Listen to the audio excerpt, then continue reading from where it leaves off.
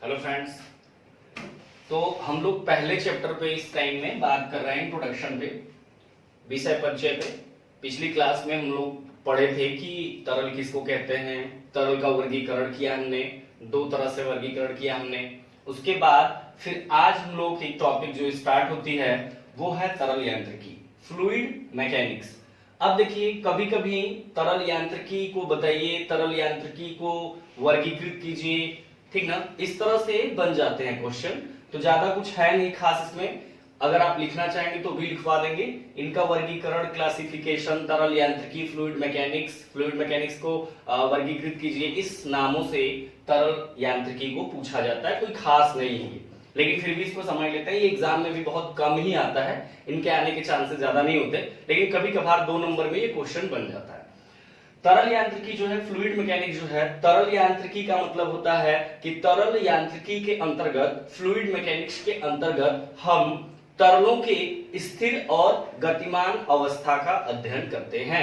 इसका मतलब तरल यांत्रिकी जो है, तरल यांत्रिकी को क्या बोलते हैं, क्या कहते हैं तरल यांत्रिकी में? तो तरल यांत्रिकी जो होता है उसमें तरलों मतलब, तरल का मतलब होता है जिसमें बहने की क्षमता हो। इसका मतलब उसमें आपने देखा होगा सभी के सभी द्रव और सभी के सभी गैसें तरल के अंतर्गत आती हैं।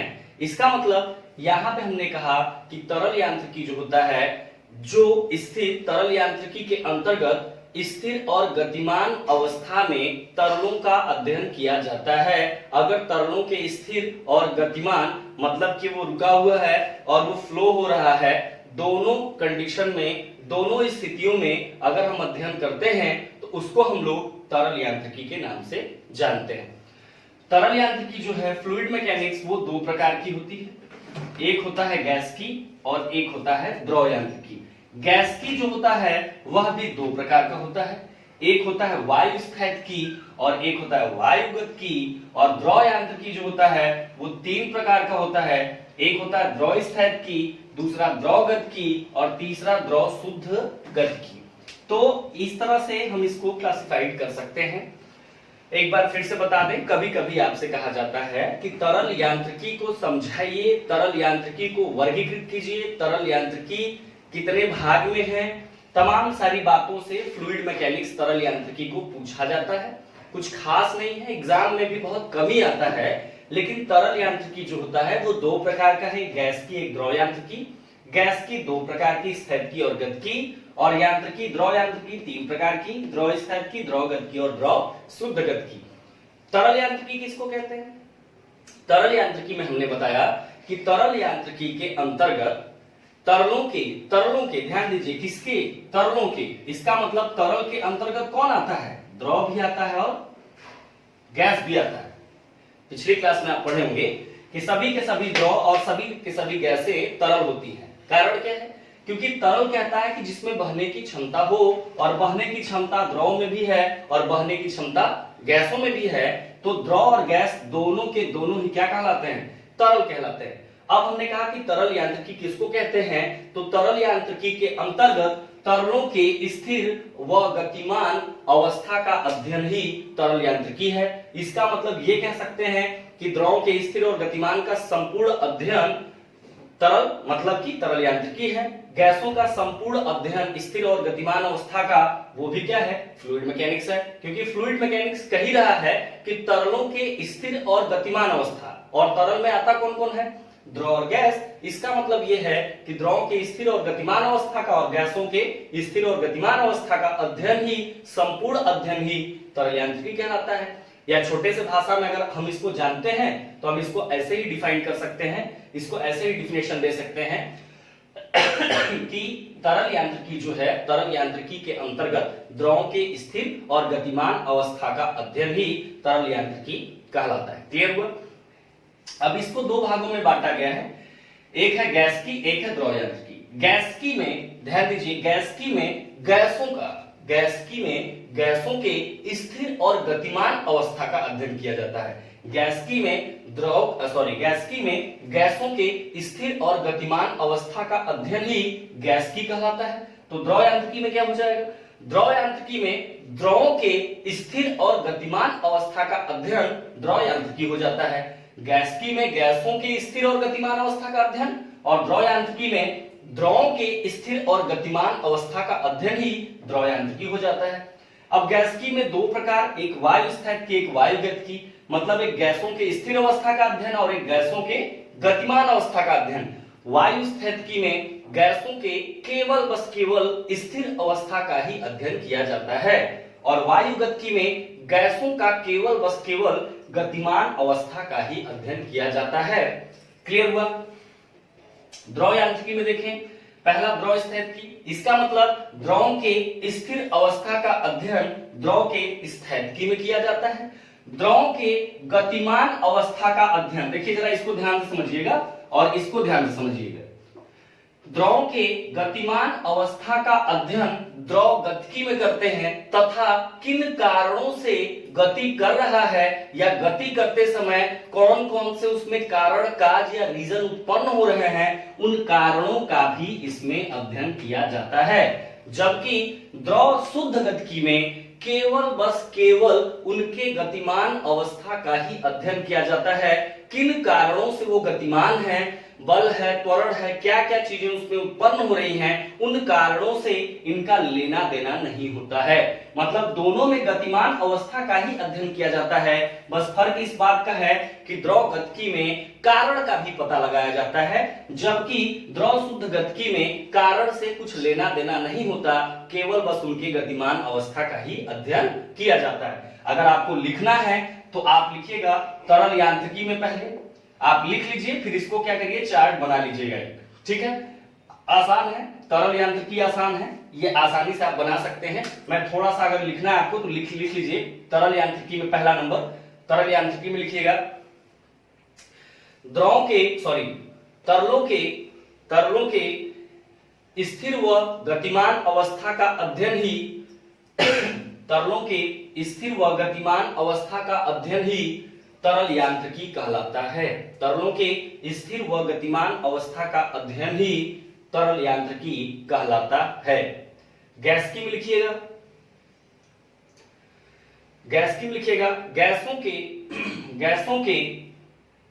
के स्थिर व गतिमान अवस्था का अध्ययन ही गैस्की कहलाता है। वायु स्थैतिकी में लिखिएगा गैसों के केवल स्थिर अवस्था का अध्ययन किया जाता है। वायु स्थैतिकी में लिखिएगा गैसों के केवल स्थिर अवस्था का अध्ययन किया जाता है। वायु गतिकी में लिखिएगा, थोड़ा स्वास्थ्य प्रॉब्लम है, इसके वजह से आज थोड़ा एनर्जेटिक आपको फील नहीं हो रहा होगा, कोई बात नहीं, जल्दी ठीक भी हो जाएंगे हम। वायु गतिकी में लिखिएगा गैसों के गतिमान अवस्था का अध्ययन ही वायु गतिकी कहलाता है। गैसों के गतिमान अवस्था का अध्ययन ही वायु गतिकी कहलाता है। द्रव यांत्रिकी में लिखिएगा, अगर तेज हो जाया करे, नहीं लिख पाए तो आप वीडियो को पीछे करके आराम से लिख सकते हैं, परेशान होने की जरूरत नहीं है। ठीक है, द्रव यांत्रिकी में लिखिएगा द्रव के स्थिर व गतिमान अवस्था का अध्ययन ही द्रव यांत्रिकी कहलाता है। द्रव स्थैतिकी में लिखिएगा, द्रव स्थैतिकी में द्रव के केवल स्थिर अवस्था का अध्ययन द्रव स्थैतिकी कहलाता है। द्रव के स्थिर अवस्था का अध्ययन ही द्रव स्थैतिकी कहलाता है। द्रव गतिकी में लिखिएगा द्रव के गतिमान अवस्था का अध्ययन तथा कारणों का भी अध्ययन किया जाता है। द्रव के गतिमान अवस्था का अध्ययन तथा कारणों का भी अध्ययन किया जाता है। द्रव शुद्ध गतिकी में लिखिएगा द्रव शुद्ध गतिकी में लिखिएगा, द्रवों के, द्रव शुद्ध गतिकी में लिखिएगा, द्रवों के केवल बस केवल, द्रव शुद्ध गतिकी में लिखिएगा, द्रवों के केवल बस केवल गति का ही अध्ययन किया जाता है। द्रवों के केवल बस केवल गति का ही अध्ययन किया जाता है, कारणों का अध्ययन नहीं किया जाता है, कारणों का अध्ययन नहीं किया जाता है। क्लियर हुआ? मतलब यह है तरल यांत्रिकी में, तरल यांत्रिकी में मतलब गैस द्रव दोनों आते हैं, तो दोनों का अध्ययन, स्थिर गतिमान अवस्था दोनों का अध्ययन, गैसों में गैसों के स्थिर गतिमान का अध्ययन, द्रव यांत्रिकी में द्रवों के स्थिर गतिमान का अध्ययन, स्थैतिकी में गैसों के केवल स्थिर अवस्था का अध्ययन, गतिकी में केवल बस केवल गैसों का गतिमान अवस्था का अध्ययन, द्रव स्थैतिकी में द्रवों के केवल स्थिर अवस्था का अध्ययन, द्रव गतिकी में द्रवों के केवल गति का अध्ययन कारणों के साथ, द्रवों के केवल गति का अध्ययन बिना कारण का। ठीक है, आसान हो जाएगा, आप इसको आराम से बना लीजिएगा। वीडियो को पीछे करके हम आगे चलते हैं। अब देखिए इसमें एक पॉइंट और छूटा है, उसको पढ़ा दें। द्रव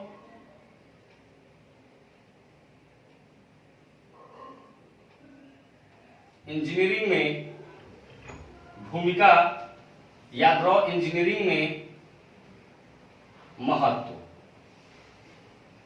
ठीक है, ये हमारी हेडिंग होगी। अब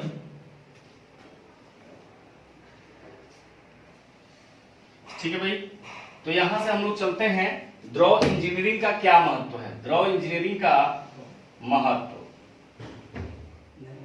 मतलब क्या इंपॉर्टेंट है हाइड्रोलिक आज के डेट में, या क्या भूमिका है इसकी, इसको लिखवाएंगे नहीं, आपको ऐसे ही समझा देंगे कि द्रव इंजीनियरिंग का क्या महत्व है या इनका क्या इतिहास रहा है। इनका जो इतिहास रहा है किसका, हाइड्रोलिक का, हाइड्रोलिक का जो इतिहास रहा है ईसा के लगभग 2200 ईसा पूर्व, लगभग 2200 ईसा पूर्व हाइड्रोलिक की उत्पत्ति होती है। हाइड्रोलिक की जो हिस्ट्री है, हाइड्रोलिक का जो इतिहास है वो ये कहता है कि आज से लगभग 2200 ईसा पूर्व हाइड्रोलिक की उत्पत्ति हुई थी और शुरुआत में, आरंभ में छोटी छोटी नहरें बनाकर मिस्र और बेबुलियन क्या करते थे, सिंचाई का कार्य करते थे। आज से लगभग 2200 ईसा पूर्व हाइड्रोलिक की उत्पत्ति हुई, जहां पे छोटी छोटी नहरें या छोटे छोटे बांध बनाकर सिंचाई का कार्य किया जाता था। मिस्र और बेबुलियन ने ये स्टार्ट किया था, ये काम वो लोग करते थे। लेकिन आज इनका क्या महत्व है ये हम देखेंगे कि शुरुआत में तो भाई ठीक है, छोटी छोटी नहरें बनाकर, छोटा छोटा डेल्टा या फिर छोटे छोटे बांध बनाकर हम सिंचाई का कार्य करते थे। लेकिन आज के डेट में, आज के समय में एक्चुअली हाइड्रोलिक का क्या उपयोग है, हाइड्रोलिक का क्या महत्व है, हाइड्रोलिक की क्या भूमिका है, ये हम आज जानने की कोशिश करेंगे और आपके आसपास से बहुत सारे एग्जाम्पल भी हम आपको देने वाले हैं। तो कभी कभी एग्जाम में आ जाता है कि आज के समय में हाइड्रोलिक का क्या उपयोग है, क्या इनकी उपयोगिता है, क्या महत्व है इनकी, क्या भूमिका है। तो हाइड्रोलिक का आज के डेट में अगर महत्व देखें तो एक छोटे से एग्जांपल से हम स्टार्ट करते हैं कि हाइड्रोलिक का उपयोग, जैसे आप देखे होंगे एक ट्रैक्टर और एक ट्राली होता है। एक ट्राली, पहले उस पे लेबर लगते थे, मजदूर लगते थे किसी भी चीज को लोड करने में, उतारने में। लेकिन आज कंप्रेस वाली ट्राली आ गई। मतलब ये है क्या, उसमें एक सिलेंडर आपने देखा होगा उस ट्राली में पीछे लगा होता है, उसमें क्या होता है, हाइड्रोलिक होता है, उसमें फ्लूइड होता है, उसमें तरल होता है और उसी का कमाल होता है कि वो पूरी ट्राली ऊपर उठ जाती है। तो ये हाइड्रोलिक की उपयोगिता है। मतलब ये है कि उसमें हाइड्रोलिक इस्तेमाल कर दिया गया तो उसकी महत्व बढ़ गया, उसमें मजदूरों की संख्या घट गई। इसका मतलब ये है कि जो कंप्रेस वाली ट्राली आ रही है उसमें किसकी उपयोगिता है, उसमें हाइड्रोलिक की ही उपयोगिता है, उसमें हाइड्रोलिक का ही यूज किया गया है। इनके अलावा जैसे पहले नहीं आती थी फोर व्हीलर गाड़ियों में आपने एक नया शब्द आजकल सुना होगा, पावर स्टीयरिंग का, कि आजकल गाड़ियों में पावर स्टीयरिंग है। पावर स्टीयरिंग का मतलब समझ रहे हैं, पहले जो ट्रक वाला ड्राइवर था उसको ऐसे काटता था। मतलब क्या है कि उसमें हाइड्रोलिक का यूज नहीं था, उसको बहुत ज्यादा बल लगा के घुमाना पड़ता था। लेकिन आज आप सुनते होंगे कि पावर स्टीयरिंग हुई। पावर स्टीयरिंग का मतलब ये हो गया उसमें हाइड्रोलिक का जब यूज कर दिया गया तो बैठे बैठे आराम से हैंडल को आप घुमा सकते हैं।